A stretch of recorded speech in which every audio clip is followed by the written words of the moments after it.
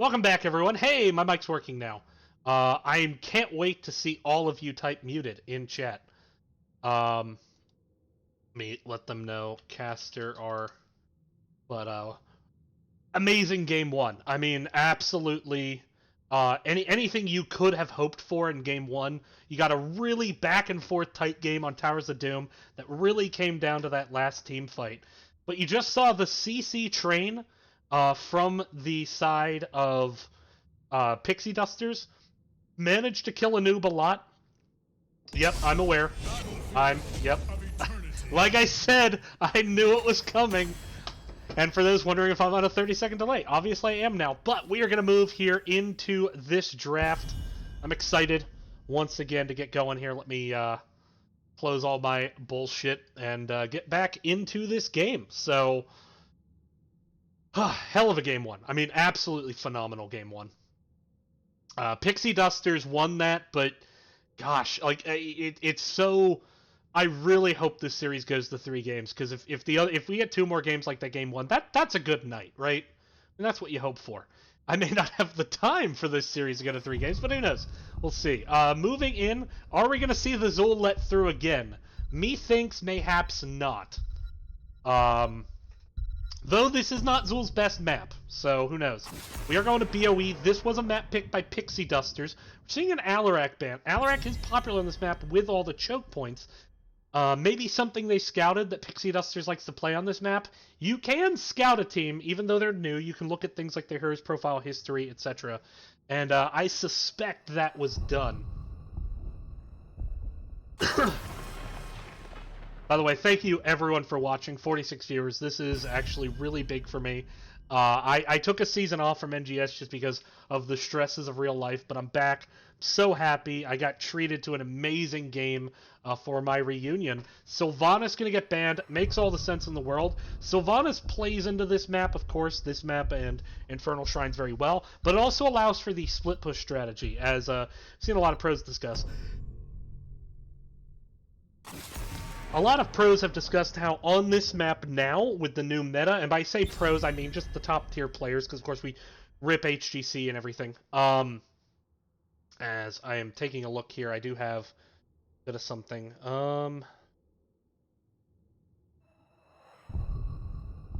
Sorry about that. So, Hammer gonna get banned out. Now we have seen Hammer Bloodlust be a play, but Zul is still available. So, you know, not banning any of the heroes selected by Pixie Dusters last time. Pixie Dusters not banning any of the heroes selected by Parsley. So, interesting choice. Very, very interesting. No respect bans yet. We are going to see the Garrosh first picked up. Snag's seen enough of that. He says, nah, let me, please. It's my turn. My turn. But we're going to see the Zul and the Greymane, so a high priority onto the Greymane this series. And we saw a fair priority onto Greymane last season, as I still have those stats loaded in. We, of course, don't have any stats for this season yet, but trying to pull up that... Wow. Stats are really slow at the moment. Feels bad. There we go. You saw Greymane, high popularity, 58% last season, 52% win rate, so pretty middling hero, but both teams putting a high priority on it here, and of course Brosaya back onto that Zul. We're going to see the Deckard Kane. That's a rather early Deckard selection for me.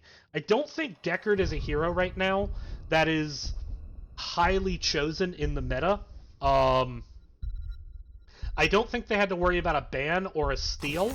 So I'm kind of surprised he's that pick. Li Meng makes a lot of sense, of course, on this map, and you know, putting Winterheart onto a hyper carry like Li Meng is going to be interesting. Are we? Wipeout, you're onto something. Are we getting the Zarya? Because Deckard does lack throughput on healing, but he does have a lot of AoE control, especially against melee heavy teams. Do we get the Zarya with the speed barrier onto the Garrosh, followed up by the CC combo from Deckard? I think that might be the play, and it would be a good play. Vala and Raynor banned out. Both teams banning out burners. The burn obviously favoring Pixie Dusters at the moment, rather heavily, I might say. And I don't know, I mean, short of something weird like Artanis, I don't know what burn Parsley can pick up, and I don't suspect we'll see an Artanis.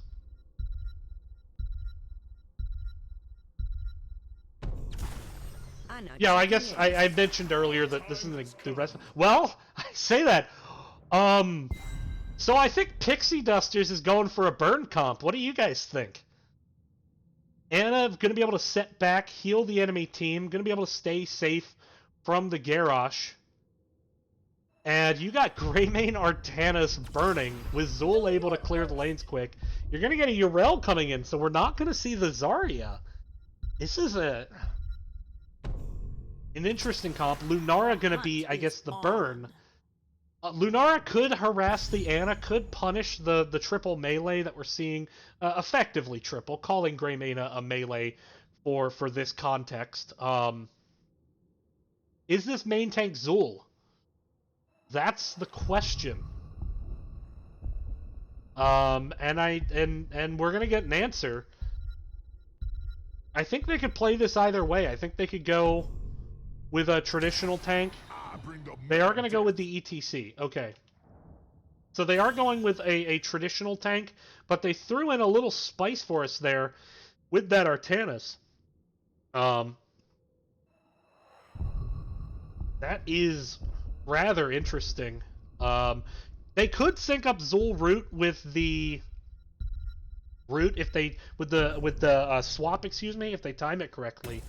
It's going to be a rather tough out, though, I think, here. I gotta say that on paper, I like Pixie Dusters draft more once again, but keep in mind, that's just my opinion.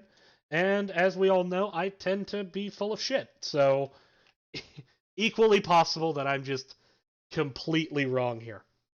But we are going to get set up for the game, and I'm excited for this one. Game 1 was excellent.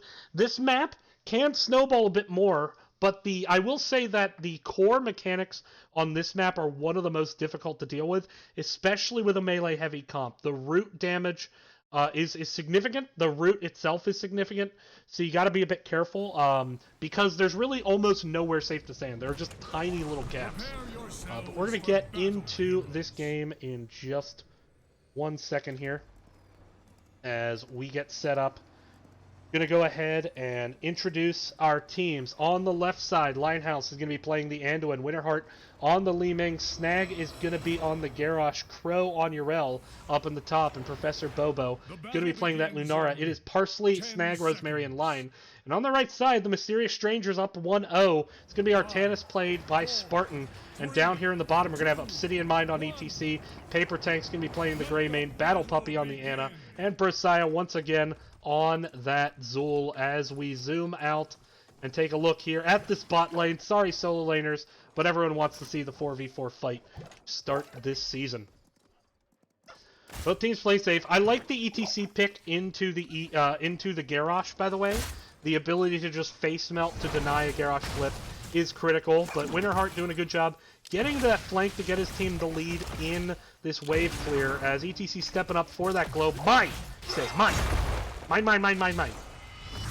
Go with that prog rock. Definitely needs to stack globes. There's a flip, but a power slide there. Going to prevent really any menace from emerging from that flip. There is a significant lack of burst on Pixies. I mean, Greymane has a fair amount of burst. There's the flip. Snag. Oh, boy. Obsidian actually did take a lot of damage there, so that was quite a bit of menace. Snag with a good flip, but not able to secure that kill just yet. Nano Zul Poison Nova, I gotta be honest. Pliss, Pixie Dusters, Pliss. Currently, Lunara gonna help with the vision, and oh, what a great time for that Whisk. Gonna catch Greymane out. Rotating, it looks like, is he going to rotate the camp early, or is he going top lane? He is going to go straight into this top lane and try to enable Spartan to do the camp, or he might just do the camp himself. He did stay off vision, so Secret Agent Paper Tanks is on the top camp. Meanwhile, though, bottom camp is going to get picked up. So just a simple trade at this point. We'll see who gets the better value out of it at the moment, but no awareness really that Greymane has gone top, but now probably aware with the fact that he's been off the map that long. Still, with the 2v1 in the top, not much they can do. Urel kind of scouting, maybe looking to see if someone is rotating. Trying to just let the wave push up. Freeze the lane a bit, as is the safe play at the moment. Talents, that's a good point. Level 1 Talents coming in here. It is the Sapphire out of Deckard, which I'm always a fan of. That's always a great talent to choose. And that's going to set up a lot of CC combos. Otherwise, everything else across the board looks standard. And Sapphire is standard, but always just a fun talent to point out. It gets a lot of value. Meanwhile, though, Ana actually going with an interesting build. Still going with the grenade build, despite kind of the nerfs we've seen to it at level 1. Going Debilitating Dart, going to try to shut that Li Ming down, one would imagine, with it. It requires a lot of skill shot accuracy, and that Li Ming can be rather mobile, so going to need some good timing to get the value there. Pro going to rotate top, start clearing this lane, but seeing a defense right out of the gate from the members of Parsley, no one burning at the moment. Both teams kind of focused on clearing up camps at the time being. There comes the root, gonna hit Spartan, but you know, he's gonna be okay. Ana's gonna have time to heal him up. We are seeing Lunara rotate away, start to burn on top. Has a bit of a lead, but you have to see Parsley here just leaving this because of the overwhelming numbers on the bottom. This should err in favor of Pixie Dusters, and it does. Garrosh using that unstoppable there. Ooh, good root there by the Deckard, but not really a chance for the follow-up as Li Ming really wasn't in position there. Offensive burn situation. We are seeing a defense here. Both teams could just trade out, but a heavy focus, but the root doesn't manage to collect anyone. There's the flip on the paper tanks, though, stun into the wall. Crow getting swapped back. There's the big power slide. Crow is still alive, though, for the time being. Great combo there. Stun there by Snag. There's the root into the stun from the Immortal, and that's going to kill the cow. Great, great, great timing on the root by Deckard Cain. Team helps enough to make sure ETC does not get out of that root. Still, though, we are going to see a last gas push. Great throw into the stun by Snags. Here comes the root once again. Snifty little swap there by Spartan to avoid it. This Immortal is still very close. Greymane diving in, but he's going to get stunned out by the Immortal. Now Zul and Greymane stepping up, but it looks like Parsley is going to win this one. So despite having what I would say a very significant burn disadvantage on paper, we are seeing Parsley at this point taking an early lead on this soak. So the defense did work that time, and normally this early, you don't think about defense, but it worked. Now we are seeing Parsley push with the objective, as opposed to what some former procasters have said. But already getting one tower down. Lunara just feeling free to burn up here. So they're at least going to get the front wall.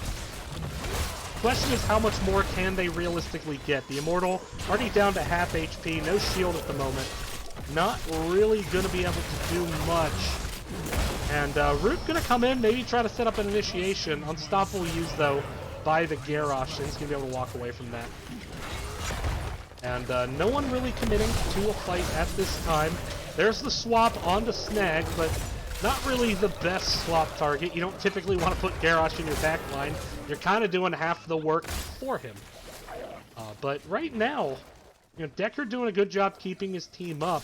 Now, we did see Parsley get the first couple kills in the last game, but ultimately it was Pixie Dusters who came out on top, and you're seeing now a 5-man top, nobody in the bottom, so Pixie Dusters actually really trying to maybe look for a fight here. Spartan is quite low. He's going to get rooted. There comes the orb. No, he's going to survive that. But this whole time, Urel getting free push in the bottom. Only just now is Zul rotating down, and so this is a huge win for Parsley, as they are now up half a level. Zul only just now getting bottom, and look at all the damage Urel did. One cannon standing, and losing those cannons is very, very important. So we have ourselves a match here, but Parsley is just taking a big lead, I would say. Structurally, their lead is just massive. Given the current meta, I mean, it's hard to be up structurally this much, even with winning objectives. And Li Ming and Lunara just continuing, and that's going to be a dead fort, so that's going to turn into catapults pushing in the top lane. It's going to make the Immortal phase, the longer it gets drawn out, that's going to favor the Parsley over Pixie Dusters. And Parsley wants the Immortal phases to take a long time, given that they don't have as much burn. They're relying on the sustained damage of that Lunara. And so if they can defend and just burn that way, they're going to say, yes, thank you. They're going to take that. Meanwhile, both teams getting their Bruiser. Actually, no, Bruiser Camp has not been picked up yet. Snag going to cap it now. But Bruiser Camp has been picked up top. It's going to be countered a bit by this catapult, but still should manage to push through it. But now we're seeing Parsley looking for the invade, looking for the team fight. But you have to see a hard rotation down to bottom to deal with that camp. Parsley letting the top camp push. They're trying to get a burn lead at the moment. Garrosh on the flank, flipping in Artanis. Getting the stun there. Yrel goes in right before the Immortal stun. Needs to be careful. Here comes the Deckard Root, though. Does manage to catch the Artanis. The Immortal does go down. Now keep in mind, though, they can't stick around too long. This top camp is starting to do tower damage, but they can come down now and push this lane out. So, despite the burn disadvantage, Parsley winning their second Immortal in a row, and we are getting the Stay a While and Listen, the Ardent Defender, Leaping Strike, so looking for the burst damage against the Ana, wise choice. Warlord's Challenge, and the Wave of Force going to be the choice, forcing ETC off the Mosh and into Stage Dive. Got the Stage Dive, First Bullet. We got a Purifier Beam game. Nano Boost and Skeletal Mages, so sadly not, meanwhile Artanis pushing top, but sadly not the Poison Nova glove. Now, pushing in this bottom, they got the wall. How much more can they get? Yrel has gone top. There's the Stay a While and Listen. And that Stay a While and Listen is actually going to disrupt Paper Tanks, who went in for the go for the throat, trying to get the finish on the Snag, but he's going to survive, and that's going to be a good disengage off the Nano Boost as well. Nano Boost of Skeletal Mages doing quite a bit of hurting, but half health on the keep. Artanis still not getting this fort. Artanis still, in fact, running away. It looks like we're seeing a rotation top here by the members of Parsley, maybe looking for this top siege camp. Similar idea, though, coming out from Pixie Dusters. It looks like Zul is going to do the secret agent route. Li Ming going to spot it out. Li Ming is very alone at this point. Does manage to blink over the wall. Here comes the swap. Li Ming does get swapped in, actually saving Li Ming potentially from the stage dive. And Lunara goes in with that Leaping Strike, securing the kill onto the Greymane. This is now a very disadvantageous fight, but Pixie Dusters forcing it anyway. Maybe a little bit of desperation here. Deckard kind of throwing out a root that I'm not really sure what he was looking for there, but there's the stun onto Cow. Cow does not have Power Slide, and he is going to go down. And that is 2 for 3. That was a situation where maybe after the first kill you back up if you're Pixie Dusters. Now finding themselves not just losing this camp, but now with a staggered death as ETC going to find himself in the penalty box for another 15 seconds. Artanis comes down to clear up this wave, trying to get pushing the other way, but this will almost certainly... Oh no, we're not seeing a rotation in the camp. They're actually going to push this lane up. Potentially. No, they're starting to rotate down. Or are they? It's... Okay, every time I think I know what they're doing, they change their mind. Still, camp is going to be picked up here. Artanis scouting it out, but recognizes, yeah, there's nothing I can really do. And actually now Artanis might need to do a stealthy Hearth. No, manages to get out, has the mount. Indeed, Bobo doing a little hippity hop this game. He's got a little jump to his step, you know what I mean? A little pep in his step.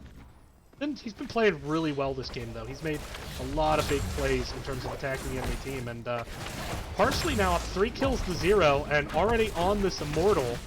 You are seeing a sellout for the fort top. They're going to trade halftime to get this catapult equalized in the top, as they really can't afford the macro. Meanwhile, Artanis still stuck clearing out this bottom. Now potentially looking for an engage? No, they're going to just pull back, and they're going to say, you know what, you're going to give us Immortal? We're going to take Immortal. And a huge lead, already down to less than a quarter health, and we're not even seeing any attempt at burning now on the side of Pixie Dusters, but Garrosh is just going to throw this out, and we are going to see a very clean disengage. So this is a full health Immortal, as well as a camp. Great pickup on the camp here by Parsley. This is a full health Immortal. This is going, a full health Immortal going to a, I don't know, keep while still standing, but going to a keep. Now looking at a gank, but smart play there by Snag. Snag going with the really 100 IQ bush check there, and there's the taunt in the middle of the enemy team. That's going to help secure the kill onto Zul, and with Zul down, that's a huge chunk of damage. Paper Tanks is the one getting the nano boost, but you probably don't want to put that on the Greymane, as ETC and Artanis now go down. The chase is on, there's the stun, they're going to get the kill onto Greymane, and that might be enough to end this video game. Down he goes, and this should amount to a very free push here, as the Immortal's still very, very healthy on shields. May not be the end of the game. Death timer's still a bit low because of 13. This is a mistake I make with my team a lot, and they hate me for it. But I love this play from Urel, recognizing, hey, we got the Bruiser camp and bot, we got a Kata, let's go ahead and push this in, let's take double keep. We're not going to be able to end the game, death timers are still just too short. Snag's still going to look for something. Have the Unstoppable available if he needed, but going to be okay. Keep goes down in both lanes, and that is a huge win for Parsley, as they now find themselves up with catapults on every lane. So if they can stall out the objective, there's going to be core damage, and actually already some core damage here. 90%, so 10% damage. Perhaps I spoke too soon. Maybe they could have ended, or at least done some damage. Bruiser camp gonna get snagged here. Is it? Need to maybe commit a little bit more damage. There's the flip though onto Greymane, who rotated without the rest of his team and paid the iron price, as it were. And that is gonna be Greymane sent to the doghouse for 30 seconds and counting. And now potentially pushing up, maybe trying to look for game here? So this is rather risky with only one death. That's kind of the unfortunate thing. Especially with, I mean, look at all this root space. There's pretty much nowhere safe to stand. This is maybe just try to look for a kill. Well, they got it. They're going to indeed get that kill, and now they absolutely can end the game here, as there's a little bit of a misplay trying to swap in. Nano boost, though, onto the Zul, trying to get some damage out. Snag is a bit low, but the healing coming through from Deckard all the same. Ardent Defender popped there by Urel. You never want to pop that running away. But despite getting that kill, still not able to end the game, but another 7% damage onto the core. So at the rate we're going, this game might be over in like 30, 40 minutes. Kappa. And we're seeing the effect of those core changes, so it's just difficult to push because of the root. And this is, if this were like Hanamura, where the core mechanic is rather weak, or Braxis, I think game ends there. But this is one of the stronger core mechanics. Just huge roots, and it just makes it difficult, especially with Zul. You really don't want to be rooted against the Zul. But straight away on to the burn by Parsley. Only just now starting to get there on the side of Pixie Dusters. And barely going to get any damage at all. Only got about 5k damage there. Not even. Halftime pop, though. It is going to force a team fight. So this position, you know you're going to get the team fight. Let's see what happens. Li Ming stepping up, throwing the orb out. Needs to be a bit careful. Looks like they want to get onto it. Great wave of force there by Winterheart. But there's the power slide and a little bit of trouble there. Here comes the Root coming down. Root, though, gets cleansed out. Oh, what a great Warlord's challenge onto the backline. That's going to lead to a stun on the ETC by the Immortal. The laser comes out, though, trying to get on the Linehouse. Linehouse getting chased by the Greymane. The Root is actually going to secure the kill onto Crow, and actually, the Deckard gets out of there. And that's the situation where if you're Deckard, you just hold down Alt and mash Q and run away, and Greymane on the chase is going to get picked up there. And that is 3 kills. They're going to win this Immortal, and that's going to take us to a Game 3. Wow. That was a really good fight. That was chaotic as all get out, but there you see the difficulty trying to chase Deckard. Deckard kind of wants you to try to chase him 1-for-1 because he can just hold down Alt and keep popping Q. And actually, excuse me, we did not get the Sapphire from Deckard, and we did get Ruby. So I was actually mistaken earlier, but he did go with the stun, the Heraldric Staff stun, which I quite like. So we are going to get one last defense here. The death timer still a little short. Enemy team gets back up.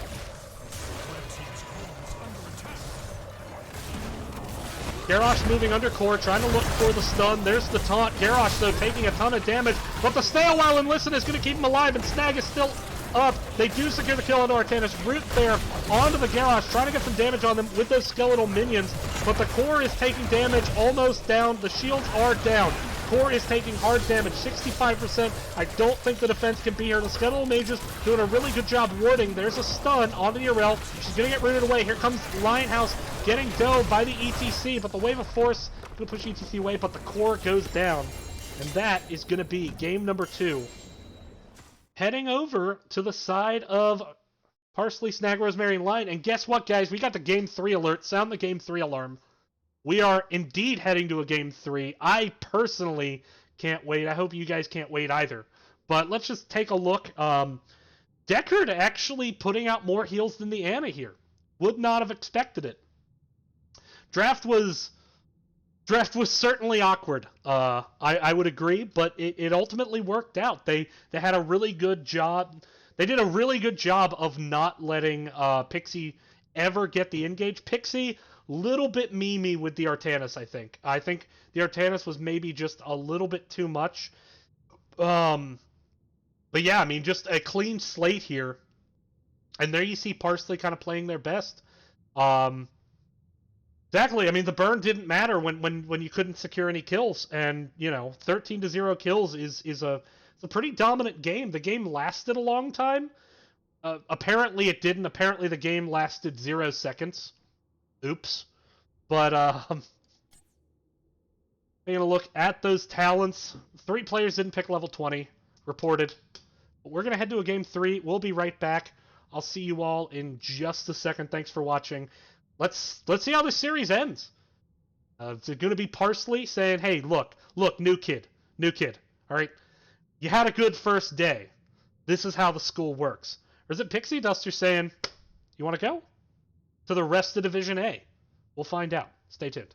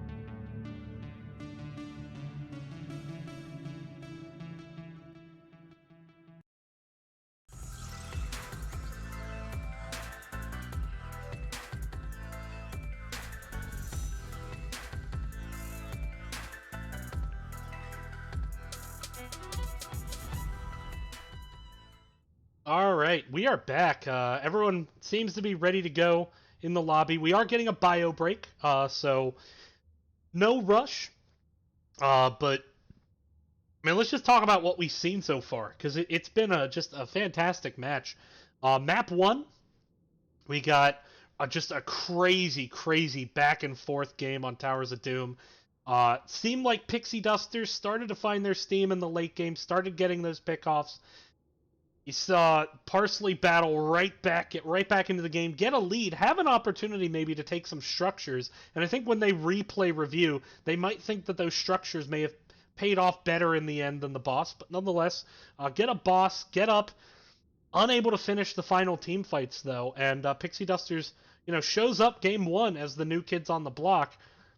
Wins the fight. But game 2 was just all Parsley. I mean, yeah, technically you can say Pixie Dusters got a fort, but they got a fort giving up a 100-0 immortal that resulted in them losing 2 keeps. So 1 fort, 2 keeps. Who knows, right? That's it. I mean, they had to try to get some kind of macro value. They were really behind at that point in the game, just unable to secure the kills. We'll see how they get back to it. Garrosh has become the high pick here. So far, Garrosh 100% win rate in Division A. Apparently, you pick Garrosh, you win. Who knew? I suspect it won't stay that way the rest of the season, but who knows? I mean, it's gonna be interesting to see if Garrosh makes it through the ban phase. Zul did get through once again, and he did quite a lot of damage, but it doesn't seem like Parsley really thinks Zul is that big a threat. Now, I should note, we're going to take a look here. We are going... excuse me, wrong screen. We are going to Cursed Hollow for Game 3. This was selected... Excuse me. Caster sucks. Caster sucks at his job. This was selected by Pixie Dusters. Excuse me. Pixie Dusters choosing to stick with map pick. Even though so far this series, first pick, 100% win rate. This does potentially let the Garrosh through once again to Parsley. I thought Snag played just an exceptional Garrosh game. Made a huge impact. I will say that I was made a believer about the Deckard. It was an interesting Deckard build too. Not a lot of talents I see a lot. The spell power at level 1, but that does actually stack well with the Ruby, and I loved the choice of the stun that we got. Excuse me. I love the choice of the stun that we got on the auto attack. So looks like though we are set to get started. So we're gonna go ahead, jump into the draft now. I'm excited to see what we get out of Game 3. And here we go. Hollow. So, here it is. Winner of this takes the series. And, this has definitely been a close match in Game 1. Very back and forth. Either team could have won it. Game 2 was pretty dominant, so Pixie Dusters, they're going to have to step up, get back to that form they found in Game 1. Otherwise, they're going to start their NGS career with a loss. And, you can't ever win your first game again if you lose the first one. Heading into Cursed Hollow, though. Very wide open map, but a lot of choke points, so Li Ming can get a lot of value. One of the few maps where you still might see a Diablo picked up. But boss control can be important, so maybe you get some other heroes that can clear out fairly well, like a Stukov or a Faustad. But we are getting a Zul first pick. Yeah, indeed, 54 viewers. This is the most I've had in... Well, I haven't streamed in like 8 months, so... Yeah, the most I've had in 8 months. Yeah, but there is finally the Zul respect band. They say no mas, no mas. You just realized that's a Simon and Garfunkel reference. You just realized that Parsley, Snag, Rosemary, and Line is a reference to Parsley, Sage, Rosemary, and Thyme. Okay. I guess I'm old. I don't know. I'm almost 32 now. Oh. Well, the advantage of getting old. Back to the draft. No one wants to see me drink beer. But that said, it's pretty good beer. Alarak once again getting banned out. So this has to be, I imagine, something that they scouted. Trying to keep Prozaya off that Alarak here. That would be my guess. Because typically the Zul player is also the Alarak player. I could be wrong on that. But Garrosh and Deathwing banned out. So we're going to see a new way to engage. Garrosh will not win every game he participates in tonight. But let's head into the draft here. Checking a couple things, making sure. Didn't see any hot swaps. Sometimes teams hot swap people out. It's not apple juice. It is Kona Brewery Big Wave. Will rise again. Greymane gonna be the first pick. So Greymane, easily the highest priority assassin tonight. But Greymane also winless. Greymane has not won a game tonight. And there's the Li Ming, which I actually quite like on this map. If I gotta say, and Joanna gonna get picked up. So Joanna hasn't gotten through a lot, in the last season, but she hasn't really been a ban priority tonight. So we're gonna see the stats here in a second. Joanna, very high popularity, but also a very high ban rate, 37%.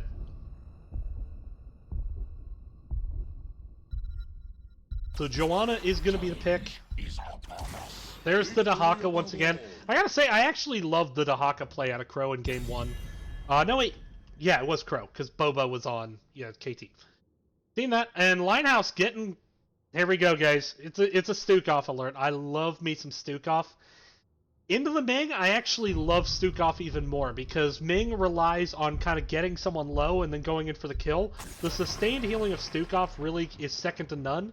And actually a big change now, a huge change in fact, on the Stukov, is that he can put a weighted pustule on Joanna. Even when she has Unstoppable up, the pustule will still be there, so he can pop it.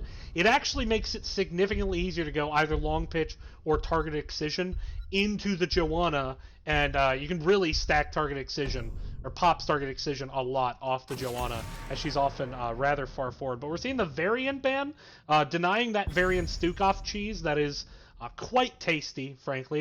It's a fine cheese. It's, get a nice little cheese plate, maybe put some brie, some Stukov Varian combo, and maybe like a nice Parmesan, right? It's a great plate. Great plate. Raynor gonna get banned out, just a generally strong ranged assassin. Makes sense. Joanna tends to like to pair with two ranged assassins. We are seeing the Lucio Imperius, so back to the Lucio here, which was actually played rather well in Game 1. Had a really clutch sound barrier at one point. And Imperius going to be picked up by Spartan. So getting back to more of a traditional solo lane pick. Now, Snag did show Anubarak, and I know that he is quite partial to the Anub. Do we get Anub again? It's Falstad, and it's Uther. We got an Uther tank. We got Stukov Uther. I love it. The root combos shall be quite wonderful. I'm excited to see some of the Uther stuns setting everything up here. Oh man, this is gonna be tasty. We got Uther stun into so much. You can root combo off it, you can tongue off it. There's the Junkrat. Fantastic pick of the Junkrat, because you need something to disengage this Uther Dahaka engage. And that is a fantastic disengage tool, and a fantastic poke tool. It's going to be very hard to cap shrines on the side of Parsley. So I like that choice out of Pixie Dusters.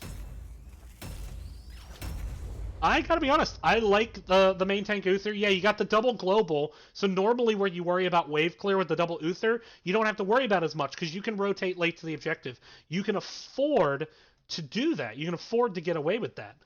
Meanwhile, on the other side, you are going to have your Junkrat Concussion Mine potentially to disengage. It's gonna be fun. No, I somewhere my teammate H2O is having an orgasm. Somewhere out there, he is having an orgasm, because he would love the comp Parsley. Listen very closely, you might hear it. Probably shouldn't be saying orgasm with 50 viewers, but whatever. We live and we move on as we get set up here for the game.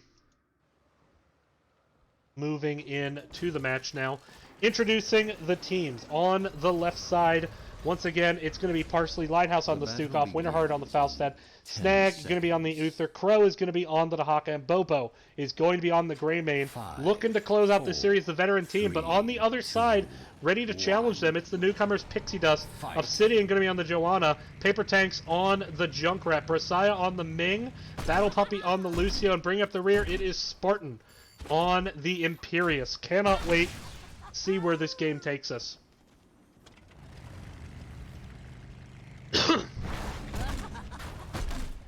It's a stall in case they need they can clean up the last wave clear and Junkrat stall. That's the goal. And also, once again, the concussion might disengage. I think is a good choice. Furious rotates early, recognizing doesn't have necessarily the mobility of that Dahaka, but Dahaka actually not going with the mobility talent this time. Without needing to worry about double soaking, we're actually going to see the health regen talent picked up. Meanwhile, Chinese bush meta coming out here, but you know, just go ahead and ignore that. Just, you know, we need to break off. We need to get soaked. Can't give up too much. Always interested to see what Stukov does. Not surprised with the Uther to see the E build. This is probably going to be a Divine Storm Uther in order to just really lock someone down. Make sure Stukov can land that root combo and just get tons of value off it. Already, we're seeing a camp getting picked up here by Winterheart. Wave is going to crash, though, into this top wall, and Uther not going to be there in time to pick up most of it. And I love this choice by Imperious. Oh, no, I thought he would dismount Uther. Instead, Uther going to be able to pick up those 3 gems. If you get the dismount there, I think maybe you can deny some of that XP. But early camps, both camps, in fact, being picked up by the side of Parsley. Siege camp already picked up in the bottom. Falstad just finishing the siege. Stukov capping the Bruiser camp in the bottom. Falstad going to grab that soak mid, though. And looks like Greymane might be heading top. Going to try to relieve the pressure on this Uther, who, you know, doesn't need the most wave clear to deal with Imperious, but, ooh, did bait him in a bit, got the stun. Bobo going to step up, but that's a situation where, hey, this new meta, you got to stop right on the edge of where that bush and tree meet. Kind of right in that line where the Siege Giants are now, because any closer, they're going to get bad, but there's the stun on Spartan, there's the silence. Greymane goes in, he gets the kill. Huge, huge value. Snag stepping up, trading his health for the kill onto Imperious, and anytime you kill a solo laner this early in the game, that is massive. That is going to turn into quite a big XP gap, as well as just the push advantage. I mean, you're already seeing it. This wall is down. This wall doesn't exist anymore, and now that's one less barrier to push against once you get a curse. And the curse on this map now very powerful, just because of the opportunity cost loss if you don't get it. Dahaka here in the bottom, Falstad in the mid. You're going to see the double globals coming in. Furious now rotating up. Looks like Pixie wants to look for the fight there. Doesn't quite land the stun. Paper Tanks breaks off the channel there, I think kind of unnecessarily maybe. There's the concussion mine, zoning the Uther out. Now you got Lucio channeling in the back. Here comes Dahaka. He's going to be able to burrow in and interrupt. Swing and a miss on the stun, and that may prove fatal. Obsidian Mine very low. Pops the Unstoppable, starting to walk out. Professor Bobo and Crow, though, low health, and it's going to actually be Bobo going down first onto that Dahaka. Excuse me, not Bobo. Crow going down first. Bobo's still alive here. Channel coming in now at the moment. Falstad already rotating away. Still interrupts coming in. Uther just throwing out that little frisbee. Chase me! Chase me! Gets the stun, concussion mine. Good position there by Snag to decide to step to the right, but he may still not get out of this one. Now he's going to be able to go away. Bobo wants the kill, but wisely backs off before it gets too bad. Still, first objective going to be picked up by the side of Pixie Dust. But that said, macro edge already quite heavily favoring the side of Parsley. And Falstad going to go ahead and get this tower down. Whenever you have minions under tower, you gotta take advantages like this. And with Imperious still rotating down, Falstad doing a really good job, gonna get quite a lot of damage onto that tower. Should be noted, Falstad did go into the Bribe build. He's going Lightning talents. He even took the level 7 Lightning over the Boomerang. So trading Wave Clear for that pretty significant damage increase in the single target. But some nifty... Oh! Oh my god. Oh. Them's fighting words. Tribute this time. Forgot how to scroll in for a second there. Spartan is low! Spartan is dead! Spartan is dead! He stayed out too long. He wanted to clear the wave, but just a little bit of a misplay there. And normally you don't pay attention to the solo lane, but I apologize for that in advance, but that's going to be one that he's going to want back. He's going to want to have played that a bit more carefully. Meanwhile, though, Dahaka going to have to run away. But this should be a pretty easy pickup for the members of Parsley. Obsidian gonna throw in the flashlight. Junkrat gonna stall as well. Snag actually a bit low at the moment. Li Ming coming in on the flank. This is still a 4v4, but here comes Faustad. Stukov tries to step up to silence the gap, but Joanna really just putting too much pressure for him to keep it there. Stukov, by the way, did go target excision, did not go the expanding route, so trying to get the damage, but really going to rely on the CC in order to make sure that the damage from his level 1 procs. But that said, good zoning there by Parsley. With a half-level lead, Pixie Dusters decides, hey, we're just going to back up. We're going to go ahead and just try to get some XP here, try to not lose 10 too badly. But level 10s are now here, and so Obsidian Mind has to be careful. Lucio finishing the quest, Faustad going in for the bribe. Let's take a look at his stacks. Where are they at? Oh, there we go. It's going to be at 12 stacks already. Or, excuse me, not 12. Oops. Excuse me. 15% bonus damage. My mistake there. Sorry about that. Sorry, it took me a bit to actually remember how to do my job, because I'm bad at it. Nonetheless, though, looks like Parsley just going to be able to take this one. I don't think Pixie Dusters is really interested in contesting. This is kind of a meaningless objective. Not completely meaningless, but it's certainly not going to be the 3 cap. Winning that early objective, that kill onto Dahaka, paying dividends here now, as it's going to translate into that not being a curse. Spartan still clearing up the bottom. Meanwhile, T-Tor's in chat, as I missed the Junkrat kill, but a great kill all the same. Faustad gonna fly top, clear up this top lane, and just a huge macro edge off this double global. And only getting 1 kill so far, so not really able to punish. And while Faustad's flying top off that kill, they're gonna go ahead and work boss. The boss on the map, that's gonna force someone to come bottom. This could turn into a double boss play. There we go. Stukov getting rooted. Rip. Bruiser Camp traded out for the boss there. No attempt really to start the boss on the side of Pixie Duster, so no trade out, but they also just simply don't have the damage against the boss there. Winterheart just being cheeky at this point. I mean, Winterheart just showing off. Like, yeah, he took that Ming Orb at the end, but he dodged the entire goddamn world there. Winterheart just living up to the hype I gave him before this series started. Really good jukes. Now Winterheart going to be able to clear up this mid. He's going to be able to fly down. Do we maybe get some kind of aggressive fly gust? Oh, it is Divine Shield, actually. I was wrong. It was not Divine Storm. Boss, meanwhile, has cleared up this fort. They're letting it go. There's the tongue onto Imperious. Cursed Bullet comes in, stun, but the shield from the Agile Garment comes in just in time. Here's the Riptire, going to take a lot of damage onto Professor Bobo. There's the Gust, though, grouping them up, but not really the follow-up damage they need. Still, is separation onto Imperious is going to be enough, and that is going to be a kill off the stun from the tongue onto Li Ming as well. Are they going to get Obsidian Mind as well? Winterheart wants it. Oh, here comes Lucio, though. He gets the slow. The curse comes in. They could chase this. Oh, no. Faustad gets booped ahead. No, but he's not going to be able to put the chase on. But Parsley now with the first curse of the game. Boss has already taken down one of these towers, and it looks like they're going to focus on that. Faustad bribing out the Siege Giants, knowing, hey, we need to get some extra damage. We want to make this play. We want to make this bot keep happen. Top fort and mid fort going down for the side as well. The Haka can Z in, of course. Indeed, that was an amazing cleanse once again. Just tongue-tied, couldn't get out an output. What a fantastic cleanse there by the Uther.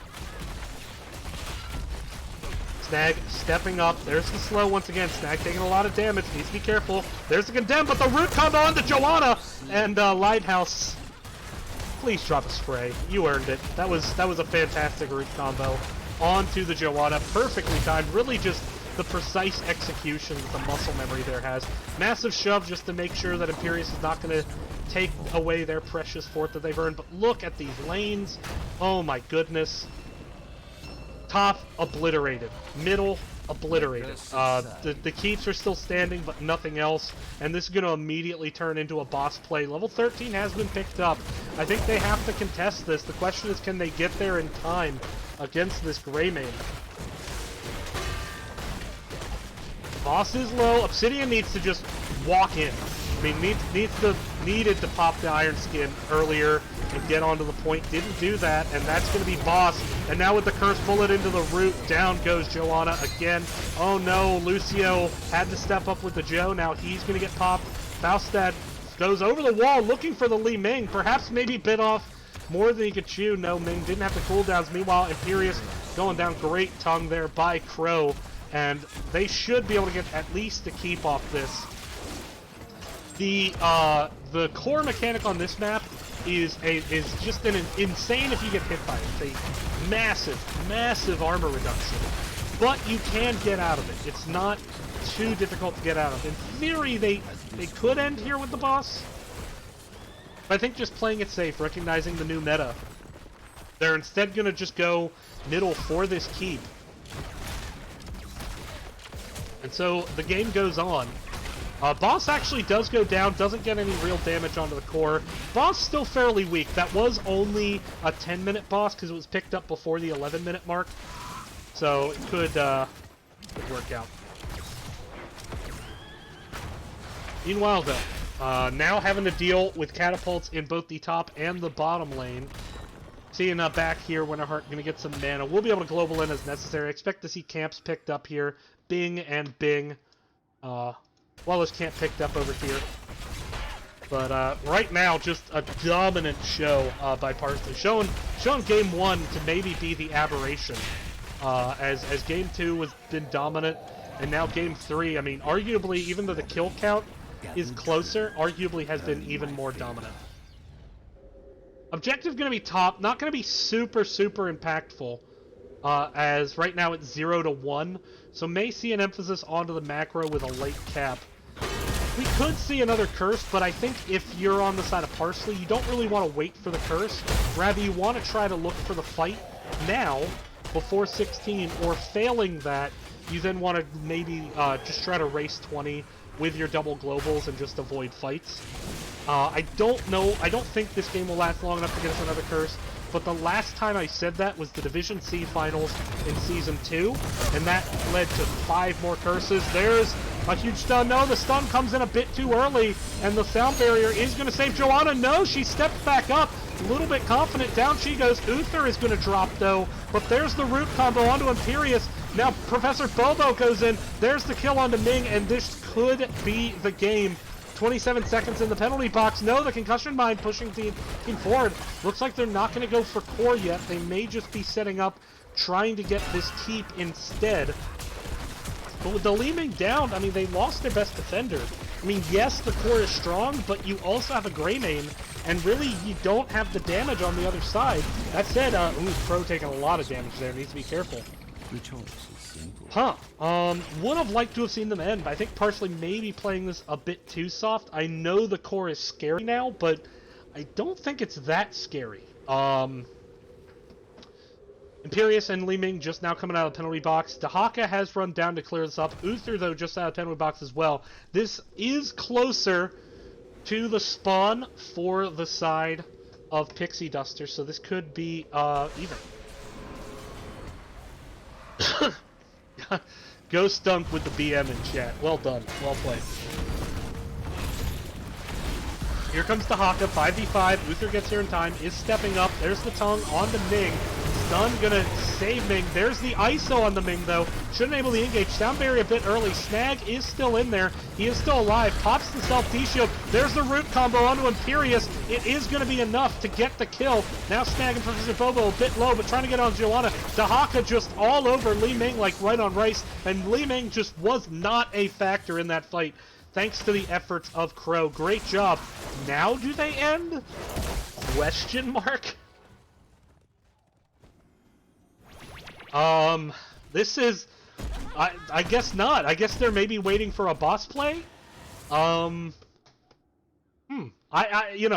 admittedly, I don't think I've played this map since the changes. I think I just have not gotten Cursed Hollow. And so, like, I am aware of the core mechanics on Cursed Hollow, but I haven't really experienced them, so maybe I'm at a bit of a disadvantage there. But this boss is going to be picked up. Level 20 will be there. We'll see. So 3-level lead. Boss pushing in bottom. Now potentially looking for a pick mid, or maybe it's a double boss play. Could be the double boss play. They are on Curse Point, so they could get the boss, and if they manage to bait a fight, they could always disengage and just take the curse. The boss has to be cleaned up in the bottom. That said, the boss fairly close to this objective. Maybe trying to make sure they get this siege camp down. But this siege camp's not going to help them with the boss at all. The boss is already past it. This boss is still full health on core. Let alone the second picked up. No real aggressive burn there, and they might pay the price for that. Oh boy, this boss is down to 50%, but the core shield is low. They actually have had a really good burn. Looks like Gleaming helping that with the mirror ball. But this core is down to 70%, and there's another boss on the way. Still, well, there you see the value of the curse! Okay, I was wrong. That curse is scary as fuck. Great finish there by Parsley, but dear lord. Okay, so like I said, I was mechanically aware of what that core did, but good lord. That was actually horrifying. I didn't realize it silenced too, actually. Oh my goodness. That was, but still, they win the game, but now I see why they didn't end, because that core is an asshole. Wow. So, unfortunately, I don't think I'm going to be able to do a post-game, just because I'm immediately jumping into another game here. In 10 minutes, so I need to get set up for that. So GG's to both teams. Run to game 2. Sorry, no post game. I can't talk and type at the same time, so I type what I'm talking. Or I talk what I'm typing. Whatever. Words. But yeah, it was a great series. Just taking a look once again at what we got there. First game, very, very back and forth. Pixie Dusters versus Parsley. But game 2 and 3 was just a clinic. Winterheart really played exceptionally well. He's my player of the game. But that said, I mean, you saw a lot of really good plays, I think, from Linehouse in that series as well. Linehouse had really good ults. In both game 1 and 2, and like an exceptional ult at one point in game 2. So I want to give him a shout out too. Really fun series.